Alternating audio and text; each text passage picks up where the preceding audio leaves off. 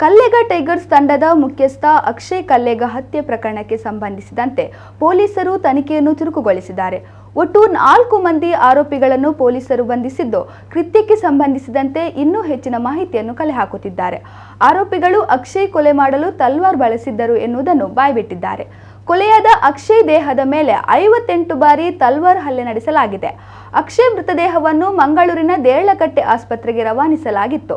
Akshay ಮೃತದೇಹದ post mortem ಮಾಡಿದ ವೈದ್ಯರಿಗೆ shock ಆಗಿತ್ತು. ಹೆಚ್ಚಿನ ಗಾಯಗಳು ಕುತ್ತಿಗೆ ಭಾಗದಲ್ಲೇ ಪತ್ತೆಯಾಗಿವೆ. ಉಳಿದ ತಲವಾರು ಪೆಟ್ಟುಗಳು ಕೈ ಮತ್ತು ಕಾಲಿನ ಭಾಗದಲ್ಲಿ ಪತ್ತೆಯಾಗಿದೆ. ಇನ್ನು ಆರೋಪಿಗಳೊಂದಿಗೆ ಸ್ಥಳ ಮಹಜರು ನಡೆಸಿದ ಪೊಲೀಸರು ಮಾಹಿತಿ ಕಲೆ ಹಾಕಿದ್ದಾರೆ. ಪುತ್ತೂರು ನಗರ ಪೊಲೀಸ್ ಠಾಣೆಯ ಸರ್ಕಲ್ ಇನ್ಸ್ಪೆಕ್ಟರ್ ಸುನಿಲ್ ಕುಮಾರ್ ನೇತೃತ್ವದಲ್ಲಿ ಮಹಜರು ನಡೆಸಲಾಗಿದೆ. 3 ಆರೋಪಿಗಳೊಂದಿಗೆ ಕೃತ್ಯ ನಡೆದ ಸ್ಥಳ ಮಹಜರು ಮಾಡಿದ್ದಾರೆ. ಪುತ್ತೂರಿನ ನೆಹರು ನಗರ ಬಳಿಯಲ್ಲಿ ಕೊಲೆ ನಡೆದಿತ್ತು. ಆರೋಪಿಗಳನ್ನು ನೋಡಲು ನೂರಾರು ಸಂಖ್ಯೆಯಲ್ಲಿ ಜನ ಸೇರಿದ್ದರು. ಈ ವೇಳೆ ಪೊಲೀಸರು ಜನರನ್ನು ಚದುರಿಸಿದ್ದಾರೆ. ಆರೋಪಿಗಳಿಗೆ ಮಹಜರು ಸ್ಥಳದಲ್ಲೇ ಎಚ್ಚರಿಕೆಯನ್ನು ಅಕ್ಷಯ್ ಕಲ್ಲೇಗ ಗುಂಪು ನೀಡಿದೆ. ನಿಮ್ಮನ್ನು ಬಿಡುವುದಿಲ್ಲ ಎಂದು ಎಚ್ಚರಿಕೆ ನೀಡಿದೆ.